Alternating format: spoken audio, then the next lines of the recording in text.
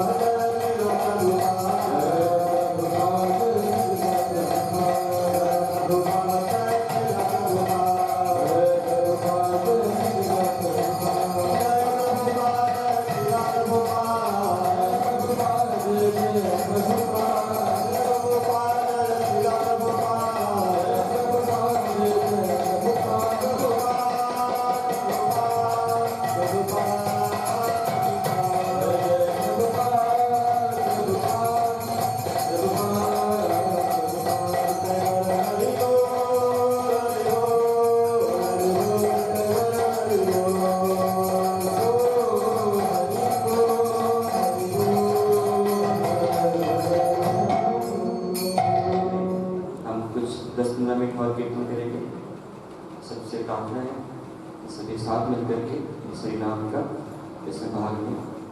हरे कृष्ण हरे कृष्ण कृष्ण कृष्ण हरे हरे हरे राम राम राम हरे हरे हरे कृष्ण कृष्ण कृष्ण हरे हरे हरे राम राम राम हरे हरे हरे कृष्ण कृष्ण कृष्ण हरे हरे हरे राम राम राम हरे हरे हरे कृष्ण कृष्ण कृष्ण हरे हरे हरे राम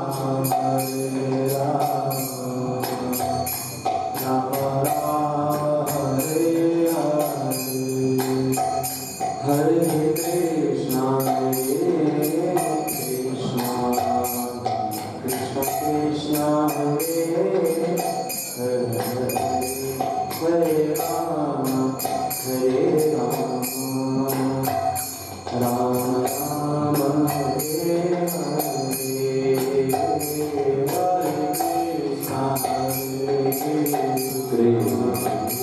कृष्ण कृष्ण हरे हरे हरे राम राम राम हरे हरे हरे कृष्ण कृष्ण कृष्ण हरे हरे हरे राम राम राम हरे हरे हरे कृष्ण कृष्ण कृष्ण हरे हरे हरे राम राम राम हरे हरे हरे कृष्ण कृष्ण कृष्ण हरे हरे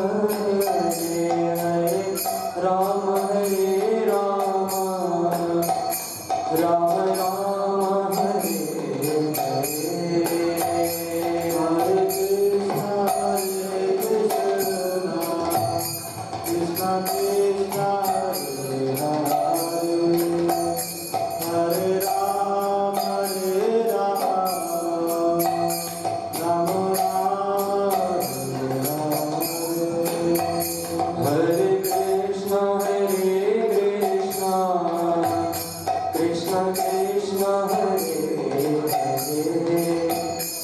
हरे हरे राम राम राम हरे हरे हरे कृष्ण बोलिए बोलिए कृष्ण कृष्ण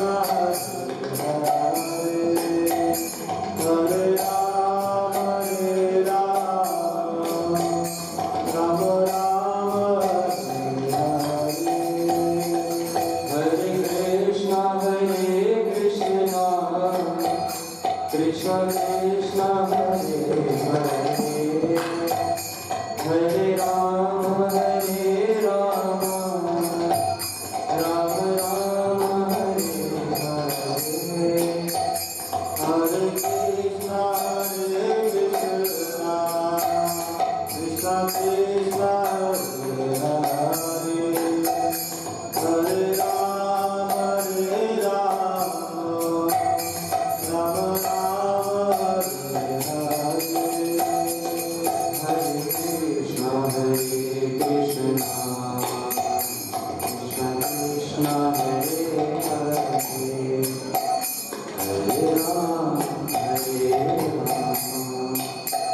राम राम हरे हरे हरे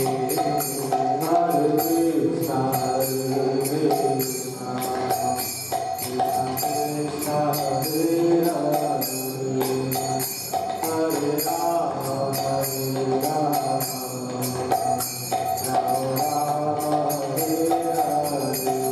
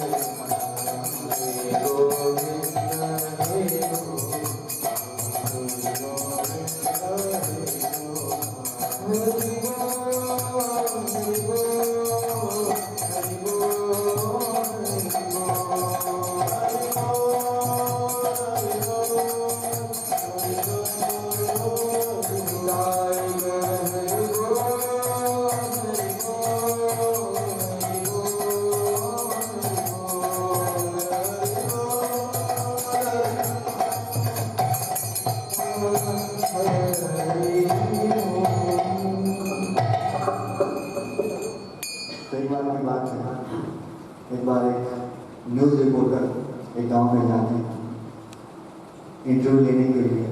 उसने सुना था कि उस गांव में लोग कभी बूढ़े नहीं होते, तो उसने सोचा कुछ अलग है तो मेरे लिए कुछ मसाला होगा, न्यूज़ वाला को थोड़ा मसाला चाहिए तभी तो चैनल बढ़ेगा। अब वो गए तो जाके देखते हैं उस गांव के बाहर जो मेन गेट था उसके ऊपर लोगों के नाम लिखे थे और उसके आगे उसकी उम्र लिखी हुई थी। किसी की उम्र लिखी 2 साल, कोई 4 साल, कोई 5 साल, कोई 8 साल, 9 साल, कोई था ही नहीं बूढ़ा व्यक्ति। उसको लगा कि सही जगह पे आए हैं। जब अंदर जाते हैं तो अंदर जाके देखते हैं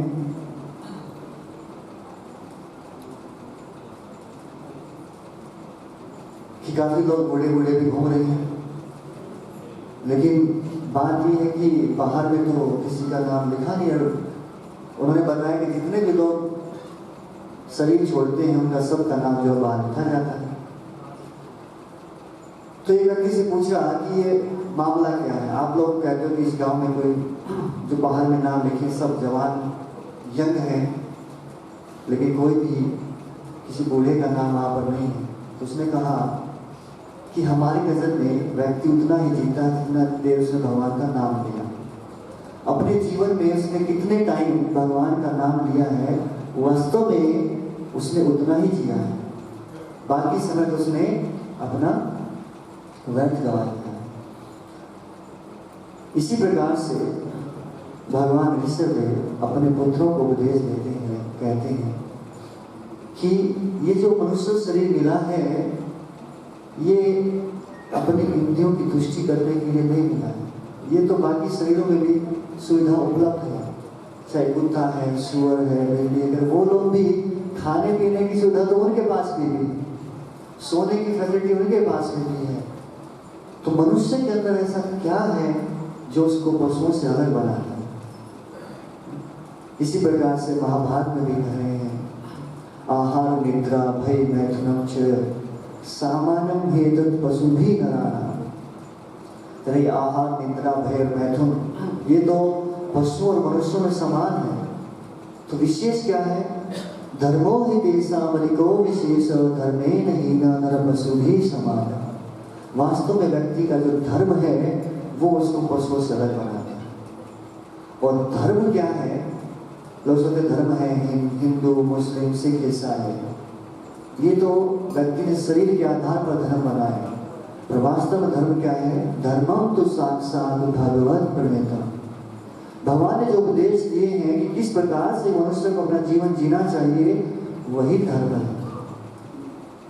और भगवत गीता भगवान की वाणी है, जिसमें भगवान बता रहे हैं कि किस प्रकार से मनुष्य को जीना चाहिए। सबसे पहली बात जो मनुष्य को समझनी चाहिए वो ये कि वास्तव में वो शरीर नहीं है, वो आत्मा है। और ये जो आत्मा है ये कभी मरता नहीं है।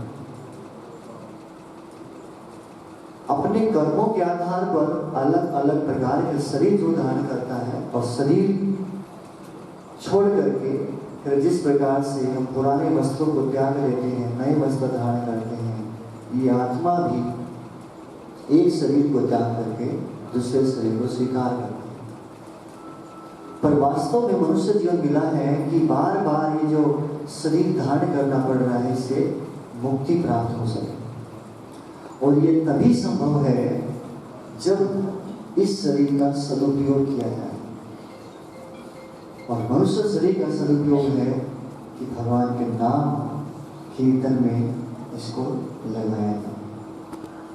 इसी प्रकार से प्रहलाद महाराज जो कि महान भक्त हुए हैं, उनके पिता हालांकि बहुत बड़े असुर थे, घर में भगवान का नाम लेने नहीं देते थे। कोई अगर भगवान का नाम लेता दिख जाए तो उसको मार दिया जाता था। वो कहते हैं अपने दोस्तों को, कौमारम आश्रित प्रज्ञा, कुमार अवस्था से 5 वर्ष की अवस्था से व्यक्ति को भगवान की भक्ति करना शुरू कर देना चाहिए। ये भी वेट नहीं करना चाहिए। जनरली लोग सोचते भक्ति करना तब है जब व्यक्ति के पास कोई कार्य नहीं है, मुंह के अंदर दांत नहीं रहेंगे, आंखों से दिखना बंद हो जाए, सिर में बाल नहीं रहेंगे, चल नहीं पाएगा व्यक्ति, और तब कहेंगे कि तेरा तुझको अर्पण। अभी शरीर जो है आपको अर्पण कर रहे हैं, क्या लागे नहीं। लेकिन वास्तव में यदि कोई व्यक्ति किसी से प्रेम करता है तो उसको सबसे अच्छी वस्तु देना चाहता है। और ये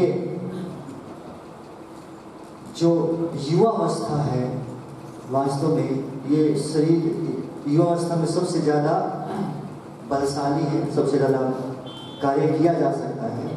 तो इसी समय से यदि भगवान की भक्ति करना शुरू किया जाए तो व्यक्ति अपने जीवन के लक्ष्य को प्राप्त कर सकता है। यही है वास्तव में जीवन का लक्ष्य, कि बार बार जन्म मृत्यु के चक्कर से बाहर निकला जाए।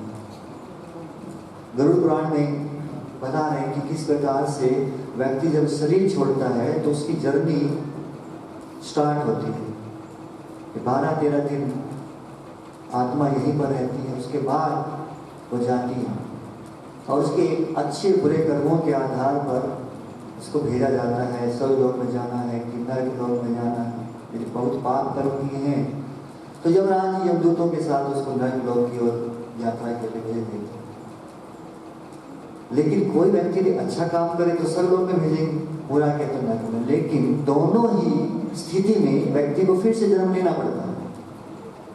अगर स्वर्गलोक में गया है तो भी उसको वापस आना पड़ेगा। फिर जब उसके पुण्य खत्म हो जाते हैं तो स्वर्गलोक से उसको वापस पृथ्वी लोक पर ही आना पड़ता है। और नरक लोक में जब अपने पापों का भुगतान करता है फिर से उसको पृथ्वी लोक में आना पड़ता है। तो ना तो अच्छे कर्म करने से कोई फायदा हुआ, ना बुरा कर्म करने से। तो क्या किया जाए? तो इसलिए कहा कि यदि कोई व्यक्ति भगवान की भक्ति करता है तो उसका कोई कर्म फल नहीं लगता। और जब कर्म फल ही नहीं लगेगा तो उसको फिर से उन फलों को भोगने के लिए नहीं आना पड़ेगा, है ना? यदि कोई ऐसे अच्छे कर्म करता है तो अच्छे कर्मों को भोगने के लिए उसको आना पड़ेगा, और बुरे किए तो बुरों को भोगना। लेकिन भक्ति करने से उसको कोई कर्म फल नहीं मिलता, और इसी प्रकार से व्यक्ति जन्म मृत्यु के चक्कर से बाहर निकल सकता है। और कलयुग में इसको बड़ा आसान बता दिया है। कलयुग में स्वयं भगवान कृष्ण चैतन्य महाप्रभु के रूप में आते हैं। भगवद गीता में भगवान ने कहा कि सर्वधर्मान परित्यज्य मामेकम शरणं व्रज, सारे धर्मों को त्याग करके एकमात्र मेरी शरण में आओ। लेकिन जब भगवान ने देखा कि लोग भगवान की शरण में नहीं आ रहे तो खुद आए और अपने आचरण से सिखाने के लिए कि किस प्रकार से भगवत भक्ति की जा सकती है इस मनुष्य शरीर में। और उन्होंने ये हरे कृष्ण महामंत्र का कीर्तन प्रारंभ किया। हरे कृष्ण कृष्ण कृष्ण हरे हरे, हरे राम राम राम हरे हरे। करे कलयुग में, कलयुग केवल नाम आधार, केवल नाम के द्वारा भगवान को प्राप्त किया जा सकता है। बड़ा सरल बनाया है। सतयुग में लोग तपस्या करनी पड़ती थी। कोई गर्मी के मौसम में चारों तरफ आग जला करके उसके बीच में खड़े होते थे, एक पैर पर खड़े होना,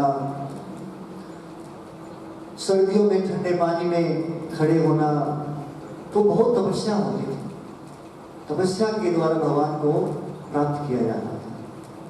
फिर त्रेता युग में बड़े बड़े यज्ञ किए जाते थे, हवन कुंड बना करके, वो भी कई सालों तक चलते रहते थे। फिर द्वापर में भगवान की अर्चा विग्रह की सेवा मंदिरों में करके भगवान को प्राप्त किया जाता था। लेकिन कलयुग में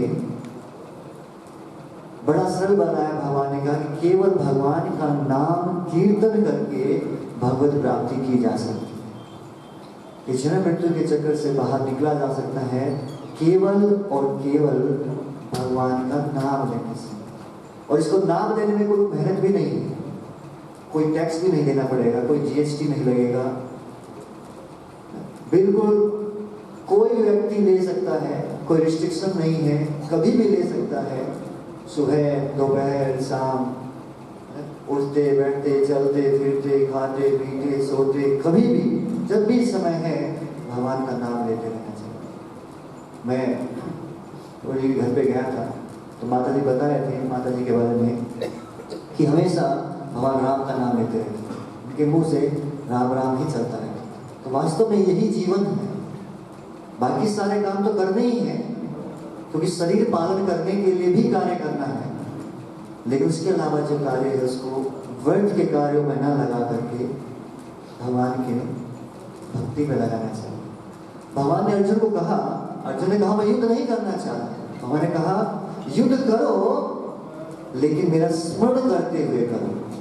ये नहीं कहा कि तुम युद्ध छोड़ दो, काम मत करो, जॉब मत करो, बिजनेस मत करो, लेकिन साथ ही साथ भगवान का स्मरण करते हुए।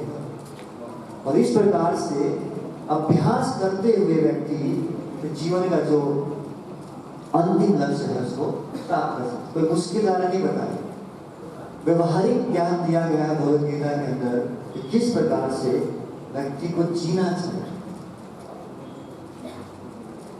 और आध्यात्मिक जीवन में आगे बढ़ने के लिए जरूरी है आध्यात्मिक गुरु की आवश्यकता है। गुरु को स्वीकार करना। यदि कोई व्यक्ति चाहता है कि हमें सच्चा गुरु मिले तो भगवान उसकी सहायता करते हैं, उसको ऐसे गुरु से मिलाएंगे। और जो चाहता है कि ठगने वाला गुरु मिले जो धोखा दे, तो भगवान उसको ऐसे गुरु से मिला देंगे कि ठीक है तुमको ऐसा चाहिए ऐसा नहीं। हमारा इच्छा और प्रयास तब जाकर के भगवान कृपा करते हैं। ये सुंदर लीला भगवान की हुई दामोदर लीला, उसमें जब भगवान को यशोदा मैया बांधती है रस्सी के साथ, तो रस्सी 2 उंगल छोटी पड़ती है। और हमारे आचार्य कहते हैं कि 2 उंगल क्या रिप्रेजेंट करता है? एक हमारा प्रयास, दूसरा भगवान की कृपा। तो हम कहते हैं कि हमारे पास समय नहीं है भगवान का नाम लेने के लिए भी, लेकिन प्रयास नहीं करते, पहले ही मना करते, पहले ही हाथ खड़े कर देते। यदि कोई व्यक्ति प्रयास करेगा तो भगवान उसको कृपा जरूर करेंगे, बुद्धि देंगे कि किस प्रकार से वो समय निकाल सकता है। तो यही समय हो गया है। हम केवल इतना ही आप लोगों से प्रार्थना करना चाहते हैं कि आप सब यहाँ आए हैं, और यही अवसर होता है कि जब हम वास्तव में ये पहचान सके कि हम हैं कौन। जब व्यक्ति शमशान घाट पे जाते हैं तो वहाँ पर बोलते हैं कि राम नाम सत्य है, लेकिन उसके बाद भूल जाते हैं कि वास्तव में राम का नाम सत्य है, उसको जरूर लेते रहना चाहिए। बाकी सारे कार्य तो टेम्परेरी हैं, कुछ समय के बाद ये शरीर छूटना ही है और हर एक को छोड़ना पड़ेगा। पहले भी लोग छोड़ते आए हैं, आगे भी छोड़ेंगे और छोड़ भी रहे हैं, लेकिन वास्तव में मनुष्य जीवन प्राप्त करके और मनुष्य जीवन का फायदा वही उठाता है जो इसको भगवान की भक्ति में लगाता है। तो आप सभी से प्रार्थना है कि जो हरे कृष्ण महामंत्र है इसका जप और कीर्तन जरूर करें, जितना भी समय आप दे सकते हैं जरूर दें। हरे कृष्णा कृष्णा कृष्णा हरे हरे, हरे राम राम राम हरे हरे। हरे कृष्ण। माटी कहे कुमार से तू क्यों रोंदे कोई, एक दिन ऐसा आएगा मैं रोन दूंगी तोय। बोलो श्री कृष्ण भगवान की जय। माता शक्ति माताओं, सभी वर्तक बहनों, शोक सभा में आए हुए सभी प्यारी आत्माओं, आज हम इस स्थान पर दिवंगत आत्मा परम पूजनीय माता श्रेष्ठता जी को अंतिम शोक श्रद्धांजलि देने के लिए उपस्थित हुए हैं। उनके सुपुत्रों ने, श्री रघुनाथ अग्रवाल जी ने, लव कुमार अग्रवाल जी ने, उनके परिवार वालों ने उस आत्मा की शांति के लिए इस गरुड़ पुराण की कथा का आयोजन किया और बड़ी श्रद्धा भक्ति भाव से उस आत्मा की शांति के लिए इस कथा का श्रवण किया। क्योंकि इस गरुड़ पुराण में स्वयं परमपिता परमेश्वर भगवान विष्णु ने मनुष्यों को सावधान करने के लिए इसमें बड़ा सुंदर ज्ञान दिया। जैसे गीता जी में अर्जुन के मोह को दूर करने के लिए भगवान श्री कृष्ण ने वो गीता शास्त्र आज जो सारे संसार में सर्वश्रेष्ठ है, सभी शास्त्रों में उससे बड़ा सुंदर ज्ञान दिया है। और उस ज्ञान को पाकर के अर्जुन का मोह दूर हुआ। उसमें स्वयं जो भगवान की वाणी है। ऐसे इस गरुड़ पुराण की कथा में गरुड़ जी के संदेह को दूर करने के लिए और समस्त प्राणी के कल्याण के लिए उन्होंने इस गरुड़ पुराण की रचना की। और इस गरुड़ पुराण में बताया है कि मनुष्य जो है, जब हमारे कई जन्मों के कर्मों का उदय होता है तब यह मनुष्य शरीर होता है। 84 लाख योनि बताई, उन सब योनि में ये मनुष्य योनि सर्वश्रेष्ठ। श्रेष्ठ क्यों है? इसमें हमें भगवान ने बुद्धि दी, सोचने और समझने की शक्ति दी। हमें इस बात का पता है कि हमारे अच्छा है या बुरा है। और दूसरा जो है, सारा ये संसार भगवान ने कर्म चक्र में बांध रखा है। जैसे जैसे कोई कर्म करता है उसी के अनुसार उसके आगे सुख और दुख होता है। तो सुख का नाम ही स्वर्ग है, दुख का नाम ही नरक है। सुख और दुख जो है ये जीवन काल में एक हमारे साथ हमेशा आते रहते हैं। कभी सुख आ गया, कभी दुख आ गया। इनसे परे करने के लिए एक ही साधन है कि परमात्मा के नाम का स्मरण करना, क्योंकि वो परमात्मा जो है सत्य है और सत्य ही परमात्मा है। और शास्त्रों में भी बताया कि सत्य के समान कोई धर्म नहीं है और पाप के समान कोई झूठ के समान कोई पाप नहीं, सत्य के समान कोई तप नहीं और झूठ के समान कोई पाप नहीं। तो सत्य ही परमात्मा है, सत्य ही धर्म है। जो परमात्मा की शरण लेता है, जो परमात्मा का भजन करता है इस मनुष्य योनि में, क्योंकि आखिरी योनि है, इस योनि में आकर के अगर हम परमात्मा के नाम का स्मरण करते हैं तो फिर हमें मोक्ष गति, सदगति जो है प्राप्त हो जाती है। और अगर हम संसारिक विषय बंधन में पड़ते हैं, अपने कर्तव्य कर्म का पालन नहीं करते हैं, तो फिर आवागमन के चक्कर में पड़े रहते हैं। तो मृत्यु जो है सत्य है, जब जन्म होता है तो मृत्यु भी निश्चित है।